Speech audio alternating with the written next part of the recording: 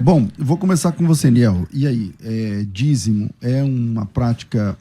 Aliás, tá rolando lá a enquete no nosso Instagram. Dízimo é obrigatório? 40% está dizendo que sim, 60% está dizendo que não. Mas passa lá e esse número pode aumentar ou diminuir conforme você vote. Pastor Niel, sua opinião inicial. Vamos lá.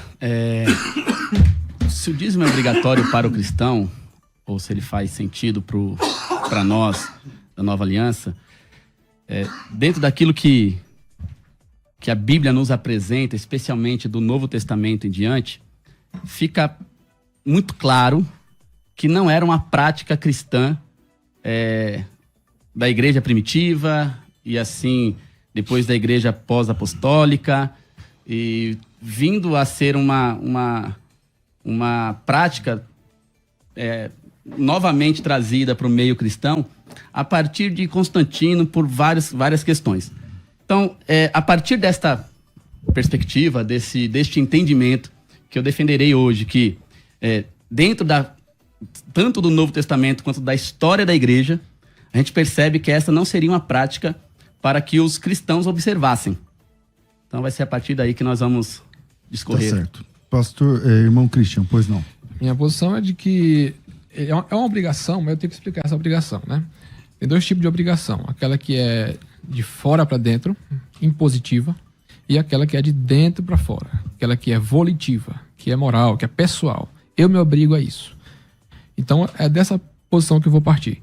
E temos vários textos aí acerca do dízimo, né?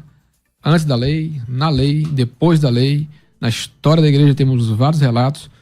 Eu vejo que na história da igreja o debate sempre foi quase que meio a meio, né? Nos pais da igreja tem algumas vozes contra, muitas vozes a favor. E ao longo de toda a história da igreja aqui. Eu tenho aqui várias falas de muitos teólogos bons e importantes a favor do dízimo. E eu vou explicar, a gente vai explicar aqui como é que se deve operar esse dízimo na dinâmica da igreja. Ok, pastor Niel. Vamos lá. Quando a gente pensa na igreja do Novo Testamento, sobre tudo que permeia o Novo Testamento, a gente vai começar a observar, por exemplo, você tem... sempre havia na igreja, especialmente do Novo Testamento, uma tensão muito séria com que a igreja devia ou não devia guardar em relação à lei. E é muito claro quando você lê Colossenses, Gálatas, o livro do Atos, que aquilo que era relacionado à lei mosaica, as questões da lei mosaica, da lei, da obrigatoriedade, já não se aplicava mais à igreja. Eu vou partir aqui agora do ensino bíblico, né? A prática errada, né? O abuso de uma doutrina não deve invalidar a prática correta, né? Do que é ensinado na Bíblia. Vamos lá. Acerca do dízimo, o dízimo ele é uma celebração de Deus como criador da terra, criador dos céus e da terra, e também como possuidor, como dono da terra. E, em segundo lugar, o dízimo também é uma celebração de Deus como redentor. É o que está em Hebreus 7, 4 a 10. Eu não vou aqui usar argumentos que é usado normalmente, comumente, que alguns pastores que não estudam direito o assunto usam, né? Que é defender o dízimo usando os parâmetros da lei, usando os fundamentos da lei, indo ali de Êxodo até Malaquias. Esse aí é o da lei. Não vou usar aqui a lei mosaica para defender o dízimo, jamais. Vou usar sempre Gênesis 14, do 18 a 20, ali sobre Abraão e Melquisedeque, pulando lá para 1 Coríntios 9, Hebreus 7, 4 a 10, que o nosso sacerdócio é o de Melquisedeque, Cristo também. Então nós damos... Eu vou ler aqui um comentário aqui do pastor Hernandes Dias Lopes acerca desse assunto, ele comentando sobre essa questão do dízimo e oferta no seu comentário de Hebreus. Olha o que diz aqui. Se os levitas receberam dízimos de seus irmãos, aquele que é da ordem de Melquisedeque recebe dízimos dos crentes, os filhos de Abraão. Craig Kinner explica que o dízimo já era um costume do Antigo Oriente Médio, antes que fosse designado no Antigo Testamento. E uma forma dele também é atestada na literatura greco-romana. Se Abraão, o pai dos crentes, pagou dízimos a Melquisedeque, nós, filhos de Abraão, devemos pagar os dízimos a Jesus, o sacerdote segundo a ordem de Melquisedeque. Os dízimos são santos ao Senhor. Então é mais ou menos por aí. né? Agora, a forma como é defendido o dízimo realmente é errada, né? Eu fico irritado de ver alguns pastores e alguém defendendo o que eu acredito de forma errada, né? Defendendo a pessoa, você defender a ressurreição de Cristo com argumentos errados, furados, fracos, frágeis, isso é até irritante. Então é isso também. Isso acontece com o dízimo, né? Você defendeu o dízimo da forma errada. Mas a obrigatoriedade se dá lá em Hebreus 7, 9, diz que Abraão pagou os dízimos a Melquisedeque. Lá em Gênesis 14 diz que ele deu o dízimo. Hebreus, citando o texto, fala que ele pagou os dízimos a Melquisedeque. A palavra pagar envolve termo de dívida, termo de uma certa conotação de obrigatoriedade. O dízimo, de certa forma, é uma obrigatoriedade do cristão, é uma dívida que ele tem com Deus. Não aos pastores, não à igreja, não à estrutura eclesiástica, mas com Deus. É o mínimo, né? Na lei mosaica, o dízimo dava cerca de 25%. É uma grande quantidade, mais do que 10%. Se somar tudo que era dado, Sim. todos os dízimos, dá em média de 25%. E nós estamos reclamando que estamos dando 10%. Né?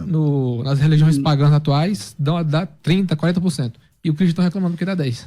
Pastor... Não é o cristão... Eu acredito que não é uma questão de reclamação. Acho que é questão de fundamento bíblico. de compreender que para o texto de Hebreus que o irmão leu, ele não é normativo para a igreja. No sentido de que traz uma orientação clara de que a igreja precisa desenvolver esse mecanismo para contribuir na igreja. Eu gostaria de até propor uma pergunta. Para que servem os dízimos? Ou a contribuição na igreja?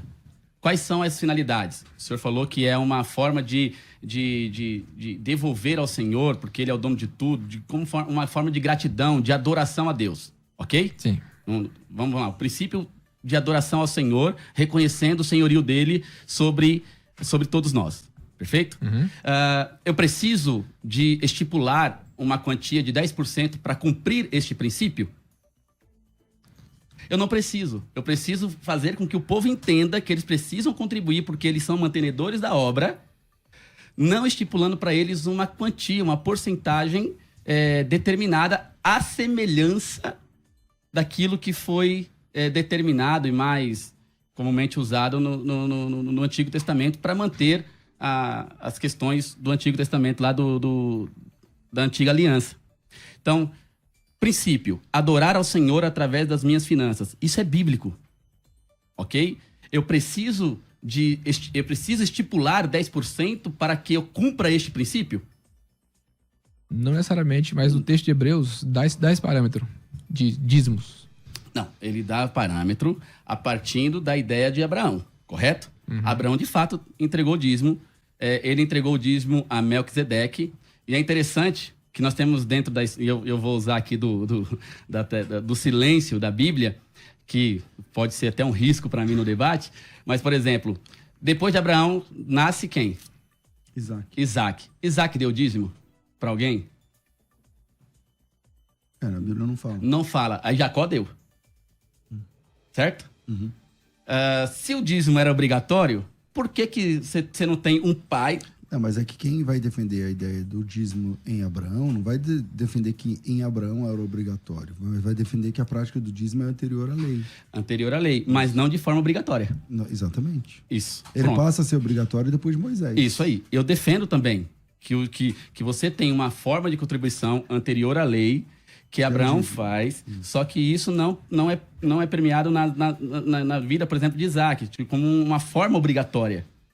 É um ato voluntário. Por isso que eu falo assim, a minha prática é, você tem essa condição, você quer fazer esse voto de entregar 10%, fique à vontade. Isso é um entendimento. Você precisa entender que nós temos que contribuir. Mas que a partir do Novo Testamento, aí eu posso até falar mais um pouco depois, eu até falo para os irmãos, fica mais difícil, a meu ver, a partir do Novo Testamento, claro, essa ideia de contribuir para a obra do Senhor, ela se estende além do que 10%. Perfeitamente. É o mínimo, o Tim Keller fala, o dízimo é o mínimo do padrão dos fiéis, é o mínimo. O John Frame diz que o dízimo é o início do discipulado financeiro, é o início, é para quem está começando, é para quem entrou na fé agora. O Craig Blomberg, no livro dele Nem Riqueza Nem Pobreza, uma teologia bíblica das posses, ele defende o dízimo gradual, que é algo que eu também compartilho, né? Dízimo gradual, ou seja, Quem tem menos dá 10%. Quem tem mais dá 20%, 30%. E isso também encontra amparo na lei, que os pobres davam o quê? Um par de pombinhas. Os mais abastados davam o quê? Uma cabra, um animal inteiro, maior. Então isso encontra... E é o que está preconizado no Novo Testamento. Em Mateus 5,20, Jesus falou que a nossa justiça devia exceder a justiça dos fariseus. E o fariseu era dizimista fiel. Então você quer estar abaixo dos fariseus dando só o dízimo, é a partir daí. O dízimo não é o teto, é o chão, é o piso. Mas aí a pergunta é, isso é como obrigação? Pessoal. Ou não? Pessoal. Tá, mas se a pessoa não dá... aí era com Deus. Ser, ok, mas ele pode ser um obreiro na igreja? Aí agora aí você já questionou as estruturas eclesiásticas momentâneas atuais. Que aí eu também questiono essas estruturas eclesiásticas que colocam parâmetros externos e coage e escanteia a pessoa e tem preconceito e coloca... Essa aí eu também sou contra. A prática errada. Agora, o ensino bíblico é outra coisa, né? Que você deve se obrigar. Assim como eu tenho o dever de orar.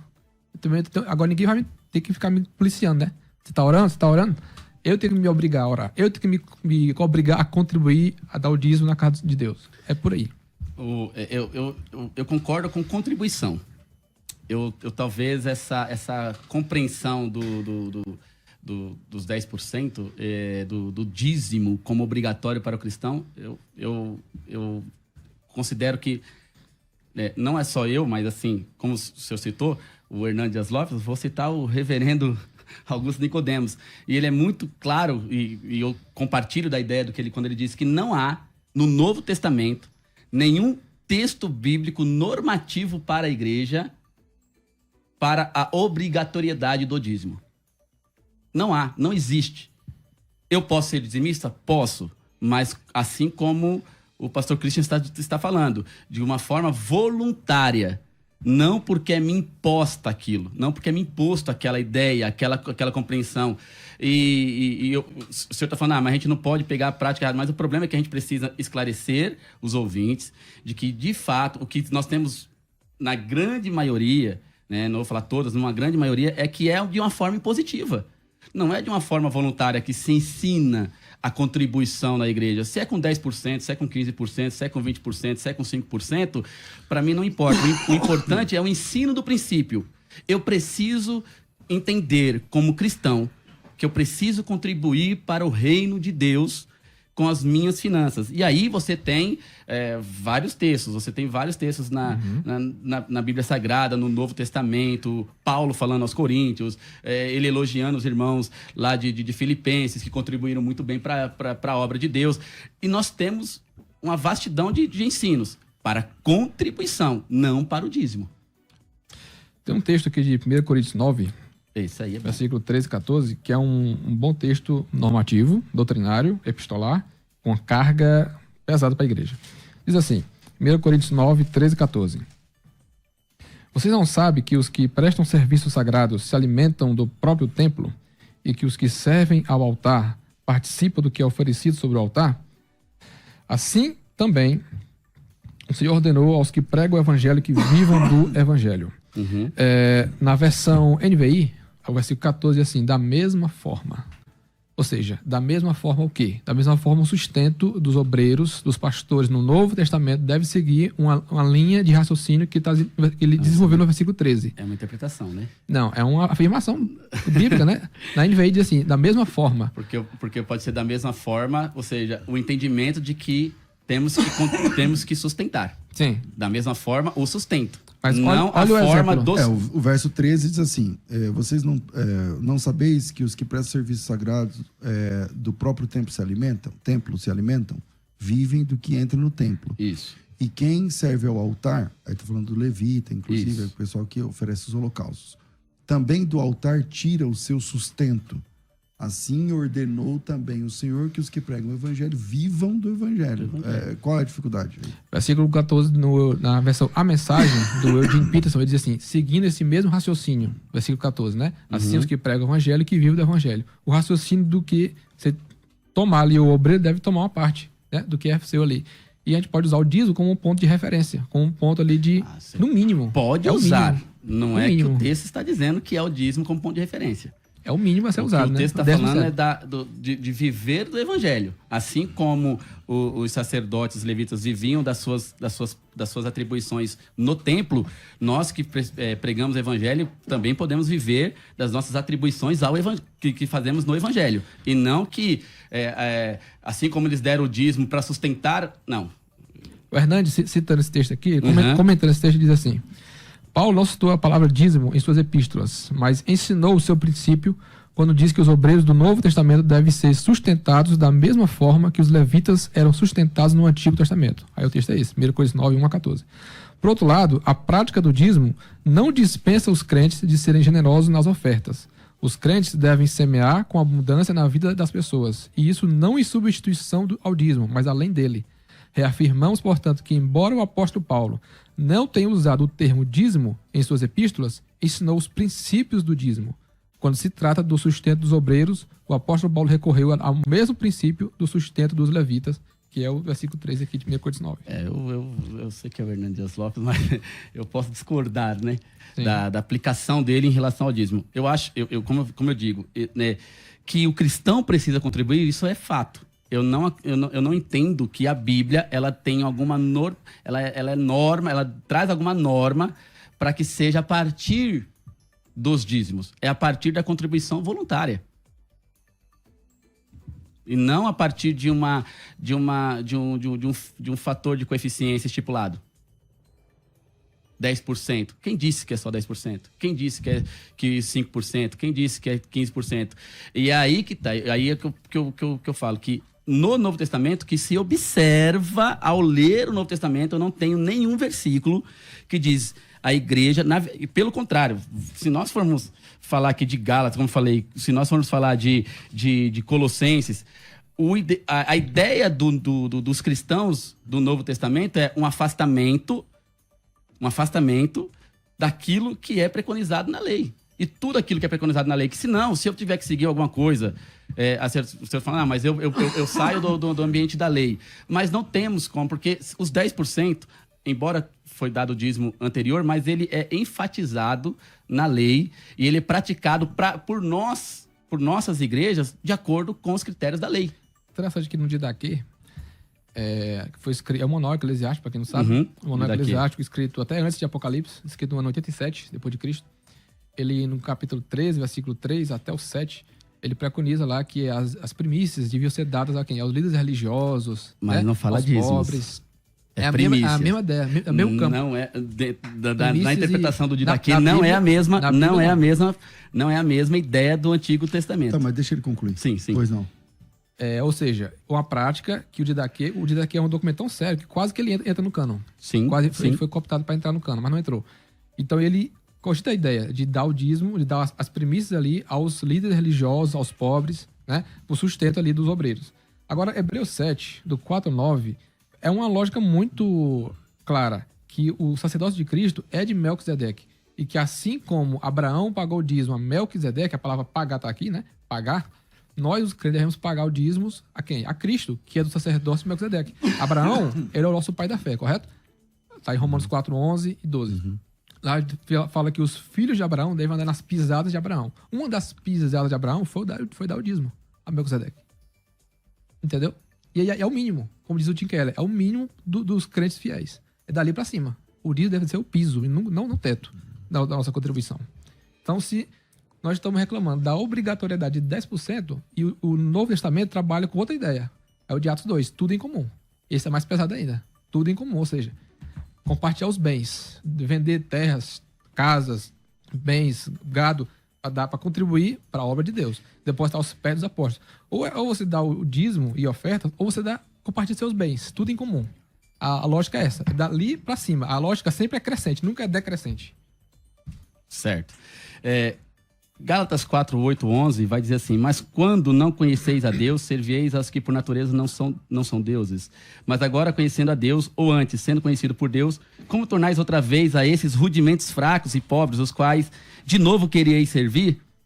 Guardais dias e meses e tempos e anos, receio de vós que não haja trabalhado em vão para convosco.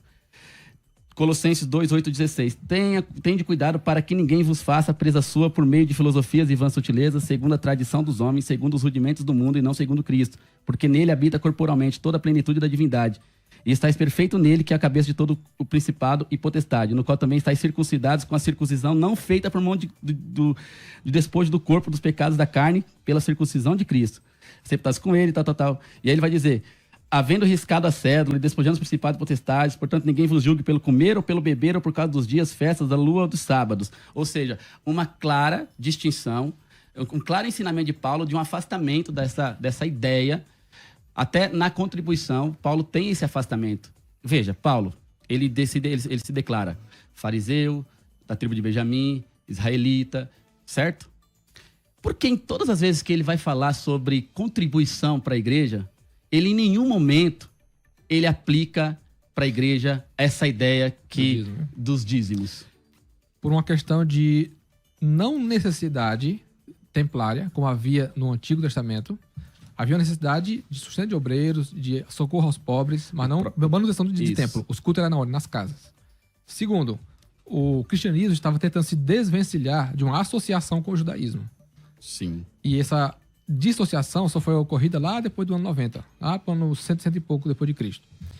Então, não havia havia o quê? Uma ênfase aonde? Nas ofertas regulares, né? E outra coisa, todas as ofertas que são mencionadas no Novo Testamento, todo o texto, Romanos 15, 1 Coríntios 16, 2 Coríntios 8 e 9, todos esses textos de ofertas, essas ofertas que foram apontadas ali são ofertas ocasionais, para socorro de alguma necessidade premente que estava acontecendo ali. O texto basilar que nós devemos ter é o dízimo. A forma de contribuição da igreja deve ser o dízimo. As ofertas que temos no Novo Testamento são ofertas de socorro para alguma necessidade que surgia. Deu para entender? Então era isso. E quando é que começou a se cobrar o dízimo? Depois do 4º século. Por quê? Porque começou a ter templo para se manter e a estrutura. Bom, e a sua opinião, que está ouvindo a gente aqui agora, como você pensa nesse tema? Vamos lá. O pastor Christian, no bloco anterior, disse que a questão da contribuição com o dízimo de uma forma mais normatizada, pelo que eu entendi, se eu entendi errado, o senhor me corrija, pastor, se deu devido que na igreja de Atos, por exemplo, na igreja primitiva, não se tinha essa necessidade essa ausência da prática se dá porque não se tinha os templos. A igreja se constituiu em casa. Mas perguntaria ao senhor, mas a questão do dízimo, ele está ligado ao templo para que a gente cumpra esse princípio, se for assim? Porque... Pode responder agora? Não, aí, bem, porque se estiver ligado ao templo, aí a gente pode escorrer na história aí e falar que isso se dá só lá em Constantino, ok? Que a igreja se une com o Estado, então ela tem uma estrutura a ser mantida. Então o dízimo está ligado a manter uma estrutura. Também. Certo? Mas e o princípio primeiro do dízimo não é primeiro adorar ao Senhor, manter, ajudar os órfãos, necessitados? O adorar ao Senhor era a partir de uma estrutura lá no Era a Antigo partir de uma Testamento, estrutura. né? Tanto do tabernáculo, não tinha como se adorar em casa. Então você tinha que ir para a estrutura, que era o tabernáculo, depois o templo. Logo o dízimo financiava todo esse processo. Ou seja, você de alguma forma você está vinculado a uma estrutura, aquela forma, certo? O dízimo está vinculado ao templo, àquela estrutura, como nós estamos falando. Então, nas casas, a proposta do dízimo não poderia ser aplicada? Por exemplo, Paulo não poderia ensinar nas casas em manter o dízimo? Porque senão, lá em Coríntios, né, 16:1-3, quando o senhor falou aí que era uma oferta com objetivo específico para socorrer os irmãos. Se houvesse os dízimos, já não teria uma condição de fazer isso? Porque o dízimo também parte desse pressuposto de auxiliar os necessitados? Também. Por que ele recorreu, então, a uma oferta? Os dízimos, ele é para manutenção dos obreiros. As ofertas é para socorro de necessitados. Tem dízimos para as viúvas e os órfãos também. Lá no Antigo Testamento. Bem localizado, Isso. A cada 3 anos. Isso, a cada 3 anos. Mas você tinha uma proposta também de auxílio. Essa questão cerimonial finalizou. Essa questão cerimonial. Mas o que eu quero dizer é o princípio do dízimo, que é, inclusive, de auxiliar os necessitados. Um dos princípios, certo? Não poderia mantê-lo nas casas, até para que, numa ocasião, como aconteceu aqui em 1 Coríntios 16, 1-13, do 1 ao 3, já não tivesse o recurso necessário para auxiliar essas pessoas? Então, você parte do pressuposto que a igreja já nasce tudo prontinho, né? Não. Ela vai. É porque Paulo era um judeu, e ele, como judeu, ele poderia trazer para as igrejas da Galácia, de Corinto, de toda a Tessalônica, essa ideia. E é o que nós não vemos ele trazendo. 2 motivos. A igreja vai, conforme ela vai nascendo, ela vai se corrigindo no trajeto. A igreja estava muito concentrada ali em ficar em Jerusalém, surge o diaconato. A igreja adere ao diaconato. Porque conforme o tempo vai passando, a igreja vai se estabilizando, vai se criando estruturas. Outro motivo. Paulo não ia cobrar de cara o dízimo porque ele queria desassociar o cristianismo do judaísmo. Se cobrar dízimo de cara, já ia colocar uma imagem muito judaica pro cristianismo. Porque não tem uma coisa a ver com a outra. Também. Então, Paulo, isso que ele condena aí, né? O texto que você citou, nada não tem a ver com isso. Tem a ver com sábado, tem a ver com prática cerimonial judaica, com circuncisão, tem a ver com isso. O texto de Gálatas e de Colossenses. Isso. Dízimo, ele não faz referência, só faz referência à oferta para socorro de necessitados. Ok. Lá em 1 Timóteo 5,9, Paulo fala assim, ó, não seja inscrita viúva com menos de 60 anos. Isso. Né? E que seja viúva e tal, e que não tenha família. Bolsa Família da época. Ou seja, se a igreja não tivesse um sistema de arrecadação ordinário, como é que a igreja manteria um rol de viúvas ali para manter? Com as ofertas. Só as voluntárias. Ofertas? Sim. Porque era a prática muito da igreja. Subjetivo isso aí. Não é subjetivo, é o que você percebe na igreja. Vamos lá. O senhor defende, então, a ideia que o bíblico ali, então, é a prática das ofertas. Porque, assim, se a gente pensar em alíquota, o Antigo Testamento tem uma prática obrigatória de 10%. Isso. Mas no Novo Testamento, embora não tenha uma alíquota estabelecida, é verdade, mas a prática das ofertas dadas são sempre 100%. Então, toda vez que alguém dá uma oferta na igreja, esse total é 100%. Essa alíquota é 100%. Sim. Não tem uma oferta diferente. Entende? Então, como... o que o senhor defende, então, nessa questão? Porque se o senhor vai falar assim, não, mas na igreja bíblica, não sei o que, mas na igreja bíblica, quem dava tudo. Não, mas... não. O primeiro contexto que o senhor está citando é o lá de Atos 2. Okay? Que a igreja contribuía e vendia... Atos 2, Atos 4. Atos 4, que eles contribuíam, tinham tudo em comum. Vendiam tudo que tinham, entregavam tudo aos apóstolos. Eles vendiam tudo que tinham, mas era aquele momento. Quando você vai para a igreja como desenvolvendo a igreja, você já não tem mais isso. Você já não tem mais essa prática do 100%. Você tem uma prática de o apóstolo ter que pedir, ter que fazer a contribuição. Então, nós estamos falando de igrejas diferentes. Então, por exemplo, a igreja na Judéia, a igreja de Jerusalém, tinha essa prática de todo mundo dar tudo. Parousia, a igreja, eu chamo de igreja pagana, a igreja que se converteu do paganismo, a igreja que vem dos gentios. Sim. Ela aí tem uma outra forma de abordagem, mas lá você vai ver a prática de recolher ofertas pontuais para ajudar numa situação pontual na igreja de Jerusalém. Então não é que ele instituiu uma forma de oferta, mas ele está dizendo, nós vamos fazer uma coleta aqui grande para ajudar os cristãos pobres da Judéia, né? O senhor enxerga ali que é uma normatização? Eu enxergo ali que é uma prática. É uma prática comum da igreja. Normativa, que recolhia sempre essas ofertas para mandar para os pobres. Aqui está falando no 1 Coríntios 16, 1:3, que no primeiro dia da semana, então tem uma forma, né? Não é uma coisa assim aleatória, né? Essas são só para socorrer nesse estado. Todos os textos. Romanos 15, 1 Coríntios 16, 2 Coríntios 8, 9, para socorro dos irmãos de Jerusalém, pobres. A igreja da Judéia, a gente vai entrar na questão da volta iminente de Jesus, aí o coração generoso do povo naquele momento, com o impacto do evangelho. Tem algumas questões que influenciam aquela ação dos irmãos em contribuir 100% com tudo, mas também não era uma questão obrigatória, porque lá no caso de Ananias e Safira, o Pedro vai dizer muito claro, já era seu, você não precisava dar, você não precisava fazer isso, não precisava fazer esse voto. Agora, como você fez e quis enganar o Espírito Santo e mentiu, então assim, não era obrigatório. Quem fazia voluntariamente.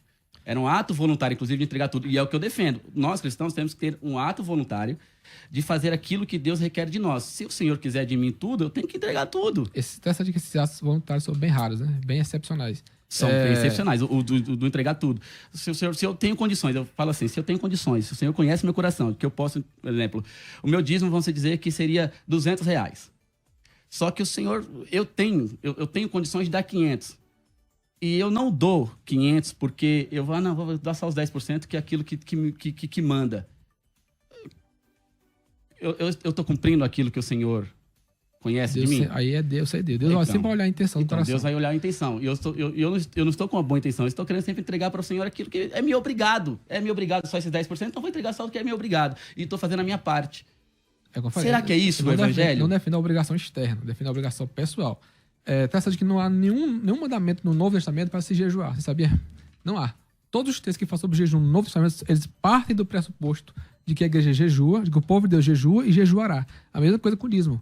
O dízimo é um ponto, sempre um ponto pacífico no judaísmo e passa a ser também um ponto pacífico no cristianismo. Ninguém fala muito disso no Eu concordo com você no jejum. Se for da questão do dízimo, se for dentro do contexto da Judéia, de Jerusalém. Mas para as igrejas gentílicas, não. Já não era um ponto pacífico. Olha o texto aqui do Valdeci dos Santos, pastor presbiteriano. Isso. Diz assim... Eu vou ler um texto da Bíblia depois. O argumento do silêncio nunca é conclusivo. Isso aí. Assim como não há um mandamento explícito no Novo Testamento para que os cristãos entreguem o dízimo, também não há nenhuma indicação clara e conclusiva para que eles não o façam. Além do mais, o fato de não haver um imperativo no Novo Testamento quanto à prática do dízimo pode ser um indicativo de que a mesma fosse um exercício comum entre os cristãos, para o qual não havia necessidade de exortação específica. Como Leland Wilson afirma, o silêncio relativo sobre esse assunto pode ser compreensível se considerarmos que o dízimo era algo que Jesus, Paulo e os outros autores bíblicos praticavam como um ponto pacífico. Concordo com ele?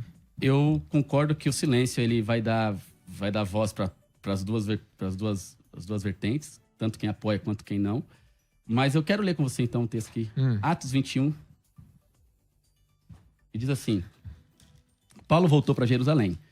E o 20 diz: ouvindo isto, eles glorificaram a Deus e disseram-lhe: bem vês, irmãos, quantos milhares de judeus têm crido e todos são zelosos da lei. Os judeus se convertidos são zelosos da lei. Era a prática. Eles têm sido informados a teu respeito, de que ensinas todos os judeus que estão entre os gentios a se afastarem de Moisés, dizendo que não circuncidem seus filhos, nem andem segundo os costumes da lei. Aí a preocupação: que faremos então? Certamente saberão que chegaste. Vão saber que você chegou e que você está pregando isso, Paulo. O que a gente vai fazer? E aí? Paulo eu não chegou... defendo o dízimo conforme a lei. Defendo o dízimo antes da lei e depois da lei. Eu sei. Mas se Paulo está pregando aqui um distanciamento, e ele, inclusive, foi perseguido por conta disto, por que nós temos que manter essa prática? Então, mas quem chamou a atenção de Paulo nesse texto foi Tiago. Sim. Que é o verdadeiro líder da igreja, não é Paulo? Sim. Então, o líder da igreja, no versículo 20 que o senhor leu, diz assim, aqui em Jerusalém existem dezenas de milhares de judeus que creram. Então, são judeus que agora são servos de Jesus. Isso. Quantos são? Dezenas de milhares. Certo. E todos são zelosos da lei. Em contrapartida, Paulo tem algumas igrejas que, se juntar todas elas, não dá 1.000 pessoas. Porque é 18 aqui, 16 ali, 4 ali, acolá, tal. Perfeito. E aí você tem, nessa totalidade, a maior parte da igreja cumpria então o dízimo. O senhor está dizendo assim, então a igreja cumpria o dízimo. A igreja de Jerusalém, os judeus, aí cumpriu o dízimo. E Paulo ensinava que era... Para se afastar. E tal. Então, mas aí a liderança da igreja não está sinalizando, esse ponteiro também não vai para a ideia de que a igreja era dizimista nesse texto?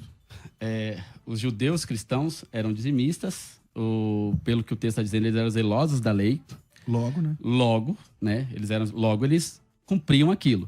E eu acredito que esse é o ponto onde eu costumo chegar. Qual que é? É que aquele que quer ser zeloso, ele tem a liberdade de ser. Mas aquele que quiser contribuir com oferta, ele também tem essa liberdade de ser. Entendeu? Então, eu não posso ter uma obrigatoriedade. Eu preciso ensinar o povo a contribuir. Se ele quiser ser zeloso da lei e cumprir só os 10%, ele está sendo zeloso da lei. E ele vai cumprir os 10%, amém, glória a Deus, Deus conhece o coração dele. Mas e aquele que não quiser cumprir os 10% da lei e quiser dar ofertas alçadas, ofertas voluntárias e fazer também, e contribuir para a obra de Deus? Esse também tem que ter essa liberdade. Muita subjetividade e pouca Bíblia né, Não. nessa questão aí. Tá aqui. A Bíblia diz uma questão de honra. Provérbio 3,9, né? Honra ao Senhor com os teus bens, isso é oferta, e com as primícias da tua renda. Primícias, já separa. Princípio de honra. Exatamente. E eu não posso honrar ao Senhor com as minhas ofertas? E o texto fala de 2, né? Texto de Provérbios. Honra o Senhor com teus bens e com as primícias da tua fazenda. Separa. Você vê que é oferta e dízimo aí, oferta e primícias aí. Isso, a partir do Antigo Testamento. Sim. Tô falando a partir do E Novo. esse texto no Novo também ecoa, com certeza. Então, mas assim, no Novo O texto Testamento, a gente tem... Coríntios, o texto de Hebreus. O texto de Coríntios é muito claro que as ofertas eram ofertas voluntárias de acordo, tá aqui, 2 Coríntios 8, o senhor conhece. Não, 1 Coríntios Entendeu? 9, lá, 1 Coríntios 9, 13, o que deixa que eu li aqui, que eu citei aqui. Da mesma forma, assim, os que pregam o evangelho, que vivem do evangelho. Da mesma vivem forma do evangelho. que o sustento dos levitas também deve Não, ocorrer. isso é A forma que os Você está levitas, inferindo, né? a forma que os levitas eram sustentados, essa mesma forma deve ocorrer com o sustento dos pastores no Novo Testamento. Bem, é uma interpretação sua De e de vários alguns irmãos. pastores, Eu respeito a interpretação, mas a minha maneira de enxergar é que a mesma forma é assim como eles eram sustentados, aqui nós também temos que ser. Ponto, só isso. Mas a forma de entrada... A do forma de recurso entrada é diferente. Bom, infelizmente o nosso tempo é curto, então vamos de vinheta de considerações finais, porque o tempo voa. Considerações finais. Debates. Pastor Niel, obrigado mais uma vez por atender nosso convite. E também eu queria que você deixasse aí como um contato, né, para que as pessoas que querem conhecer melhor o senhor, suas redes sociais e da igreja, o façam. Maravilha. Eu que agradeço ao pastor Christian, ao pastor César, ao Rafa, que está aqui comandando tudo aqui, aos ouvintes, mais uma vez por poder estar aqui conversando um pouquinho sobre esse assunto. E quem quiser nos encontrar, tá aqui, @comunidade.do-calvário. Aí ali você encontra a rede social da igreja e nos encontra ali também. Nós estamos localizados ali na rua Zilda Arnes Neumann, em Francisco Morato, no Jardim Vassouras 2. Então, se você quiser conhecer, você é da região, quiser conhecer lá a Comunidade do Calvário, vai lá, você será muito bem recebido, é um povo alegre, receptivo, bagunceiro, mas povo de Deus, porque nós gostamos de bagunça, gente. E é um lugar de muita alegria, então você será muito bem-vindo, tá, ok? E só para finalizar um textinho para os irmãos: cada um contribua segundo o que propôs no seu coração, não com tristeza ou por necessidade, porque Deus ama o que dá com alegria. Amém? Deus abençoe. Maravilha, maravilha. Irmão Christian, bem-vindo sempre aqui ao programa, a primeira, espero que não seja a última. Suas considerações finais. Também aproveitar e falar, por quem quiser te seguir, te acompanhar, como é que funciona. Amém. Privilégio estar aqui, muito obrigado, pastor César, agradeço, um abraço para minha esposa, Ruth Benigno, está em casa nos acompanhando.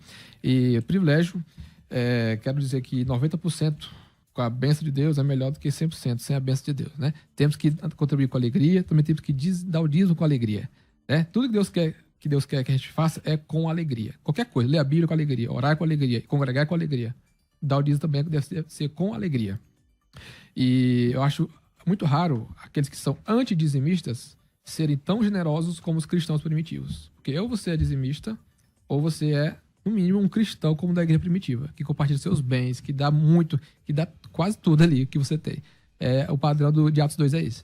Então, que Deus abençoe os irmãos, que os irmãos continuem a estudar sobre o assunto, não fiquem limitados a debate, leiam livros sobre o assunto, ouçam especialistas sobre o assunto, continuem crescendo na graça e no conhecimento em nome de Jesus. Suas redes? PR_Christian Benigno, no Instagram. PR_Christian com Y, Isso. Christian Benigno. Exatamente. No Instagram, PR_Christian Benigno no Instagram. Bom, o assunto é polêmico, sempre quando a gente fala sobre ofertas e dízimos, tem muita gente, eu não me deti hoje aos comentários, mas então não sei realmente se hoje aconteceu isso, mas geralmente, quando entramos nesse assunto, existem aí os comentários vindo de times diferentes. Uhum. Então, por exemplo, tem o time das pessoas que entendem que o dízimo é uma ordenança ou é uma forma bíblica de de contribuição para o Novo Testamento, e as pessoas, não, eu dou dízimo, Deus me abençoa e tal, não sei o que lá. Tem a turma que diz assim, não, eu acho que a partir do dízimo, o dízimo não é uma ordem, mas é um preceito, um princípio, né? Então você pode, a partir do dízimo, a ideia de Jesus falando lá que se a nossa justiça não sobrepujar, não for maior do que os escribas e fariseus e tal, então a partir do dízimo. Tem as pessoas que entendem que o texto que o pastor Niel citou por último, cada um contribui segundo o propósito do seu coração, essa é a base para o Novo Testamento. Então estou mostrando aqui os times, né? Essa é a base. Não, eu senti no meu coração de contribuir com X, ou com Y, ou com tanto e tal, enfim. E agora tem um time também, que são aqueles que são anti-dízimos. E essas pessoas... Veja, não tem problema, você pode ser anti-dízimo sem problema nenhum, e ser meu irmão e minha irmã, e tá tudo bem. Agora, tem uma turma dessa, que além de ser anti-dízimo, é anti qualquer tipo de contribuição na igreja. E esse grupo me preocupa, porque essas pessoas também são anti-igreja. Anticristãs até. São anti qualquer coisa que tenha a ver com a reunião dos crentes e tal, entendeu? Então, e aí usam escândalos. Infelizmente, acontecem de vez em quando alguns escândalos, né? Com pessoas que não sabem, ou não sabem, ou por má índole mesmo, causam escândalos nessa área financeira, né? E aí as pessoas usam esses escândalos, que são pontuais, para mostrar que há tipo uma perdição generalizada, que todos os pastores são assim. Pois eu vou falar uma coisa para vocês, quem tá falando aqui é alguém que conhece o que tá falando, sabe? A maioria dos pastores, tá? Sei lá, 80%, 70 e tantos por cento dos pastores, eles nem vivem financeiramente da igreja, entendeu? Não dependem da igreja, levantam cedo para trabalhar e são pastores só por vocação mesmo. Isso é a maioria dos pastores, tá? A maioria dos pastores, tá? Verdade. Esmagadora. Então, eu quero falar especificamente para esse grupo nesse final, que baixem as armas um pouco, e talvez você teve frustrações, decepções reais com pessoas que foram aproveitadoras, e o meu conselho é: procure uma igreja de verdade. Procure um pastor de verdade, entendeu? E se relacione com essa comunidade, que é uma comunidade de verdade, que ama Jesus, que não é perfeita, não existe igreja aqui na terra perfeita. Se você achar uma igreja branquinha, lindinha, pequenininha, todo mundo se ama, o meu conselho é: não vá para lá, porque se você for vai estragar tudo, porque só a igreja perfeita é a igreja que vai para o céu só. Lá no céu é tudo perfeito. Enquanto a gente está aqui, é isso que a gente vai ter que lutar com isso, entende? Então, procura um pastor de verdade, uma igreja de verdade, vá se envolver,